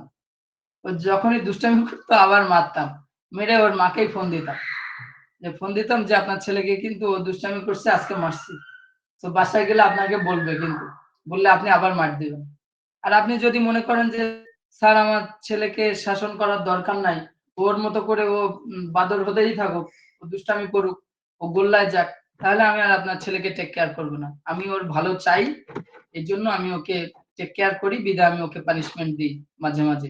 আর আপনি যদি মনে করেন যে না স্যার আমার ছেলেকে দেখারই দরকার নাই, তাহলে আমি আর ওকে কখনোই পানিশমেন্ট দিব না, মারবো না। তারপর থেকে সেই গার্ডিয়ান আর কখনো আমার নামে কমপ্লেন তো দূরে থাক, সেই ওই ছেলেও আমাকে মানে বেস্ট টিচারই ভাবতো, মানে তার ফেভারিট টিচার ভাবতো। গার্ডিয়ানও খুব হচ্ছে আমাকে প্রশংসা করতো, না স্যার খুব ভালো, এরকম ব্যাপার স্যাপার। তো মানে টেকনিক্যালি আমি গল্পটা বলার উদ্দেশ্য হচ্ছে এটা, যে অনেক সময় আপনারা অনেক কিছু মানে প্রফেশনাল লাইফে, টিচিং প্রফেশনে আসলে অনেক কিছু করতে হয়, বাট টেকনিক্যালি যদি কাজ করেন তাহলে আর সমস্যার সম্মুখীন হবেন না। একজন এক স্টুডেন্ট আমাকে একবার ওকে মার দিছি, ও বলে যে আমি প্রিন্সিপালের সাথে আপনার নামে কমপ্লেন করব। ওকে আবার মারছি, আমি এখানে অনলাইনে কল করছি, জানি না ঠিক হচ্ছে কিনা। ওকে আবার মারছি, মেরে বলছে যে চলো আমি তোমাকে প্রিন্সিপালের কাছে নিয়ে যাই।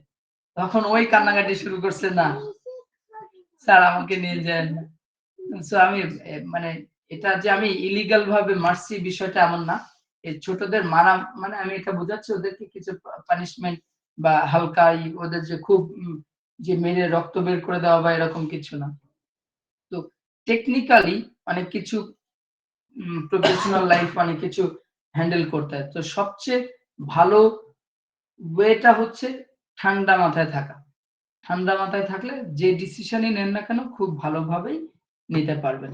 এটা আমাদের এই যে টিচিং প্রসেসের মধ্যে ইফেক্টিভ অফ টিচিং, এই সাবজেক্টটা method of teaching in physical education, এই সাবজেক্টটা কিন্তু আমাদেরকে এটা শিক্ষা দেয় যে আপনি কিভাবে ফিজিক্যাল এডুকেশনটাকে পড়াবেন, কিভাবে হচ্ছে এটা ইফেক্টিভ করে তুলতে পারবেন।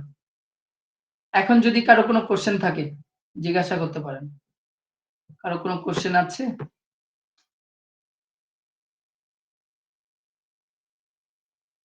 স্যার আমার মনে লাস্টে হয় কারো জি জি নাইম সর্দার। স্যার লাস্টের যে ঘটনাটা বলছেন এই রকমের কাহিনী প্রায় সময় টিচারদের সাথে হয়, এবং স্যার ওইটা অভিভাবকদের বিভিন্নভাবে বিভিন্ন কথা বলে ম্যানেজ করতে হয়। হ্যাঁ ওরকম হয়, ওরকম হয়। এখন যার যার টেকনিক্যালি ভালো ব্যবহার করে প্যারেন্টস এর সাথে, অনেক সময় দেখবেন যে আপনারা কিছুই করেন নাই, আপনার নামে কমপ্লেন আসছে। একবার আমার নামে কমপ্লেন আসছে, 2 তে পড়ে বাচ্চা, মেয়ে বাচ্চা, ওকে নাকি মারছি। এখন গার্ডিয়ান কমপ্লেইন দিতে আসছে। 2 জন গার্ডিয়ান একসাথে কমপ্লেইন দিয়েছে। ভাইস প্রিন্সিপালের কাছে কমপ্লেইন দিয়েছে। ভাইস প্রিন্সিপাল তো আমাকে বলছে যে আপনার নামে এরকম কমপ্লেইন দিল। তো আমি ওদেরকে বুঝায় পাঠায় দিছি। আমি জানি যে আপনি এটা করেন নাই। আর আপনি এটা করেনও না। তো এখন আমি পরে শুনলাম যে ওই গার্ডিয়ান প্রত্যেক বছরই মানে তার মানে পেশানি এটা যে কোনো না কোনো টিচারের নামে কমপ্লেইন করা। প্রত্যেক মানে আমাদের প্রতিষ্ঠানে তখন যে টিচারই ছিল না কেন ওদের ক্লাস নিত, সবার নামেই ওই গার্ডিয়ানই কমপ্লেইন করত। তো ব্যাপারটা ওরকম। অনেকে দেখবেন যে আপনি কিছুই করেন নাই বাট কমপ্লেইন করে বসতে পারে। এটা ডিপেন্ড করে আপনার অথরিটির সাথে আপনার সম্পর্ক কেমন, অথরিটি কেমন জানে আপনি আসলে বাস্তবিকতা আপনি কেমন সেটার উপরে। তো এটার উপরে আপনাকে সবাই ইভালুয়েট করবে। এটা বললাম যাতে করে প্রফেশনাল লাইফে অনেকের হেল্প হতে পারে যারা in future physical education teacher হিসাবে জয়েন করবেন বা নিজের অন্য এরিয়াতেও যারা জয়েন করবেন বা যেকোনো জায়গাতে মানুষের সাথে ডিল করবেন। ভালো ব্যবহারের চেয়ে মানে উত্তম আর কিছু হতে পারে না। ভালো ব্যবহার করলে সবকিছু সহজ হয়ে যায়। আল্টিমেটলি সহজ করে দেয় আল্লাহ।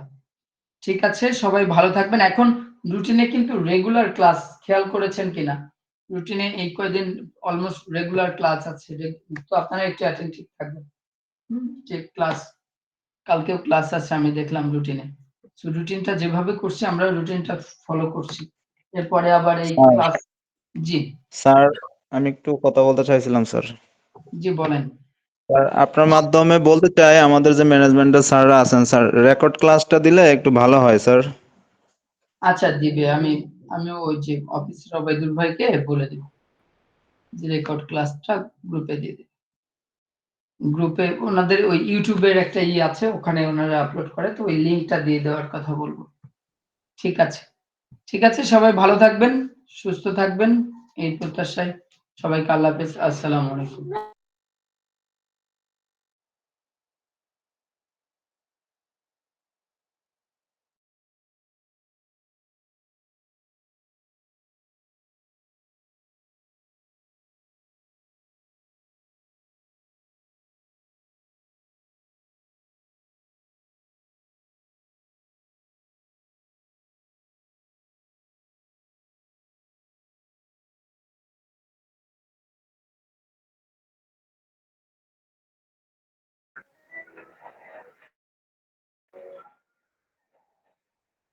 হুম।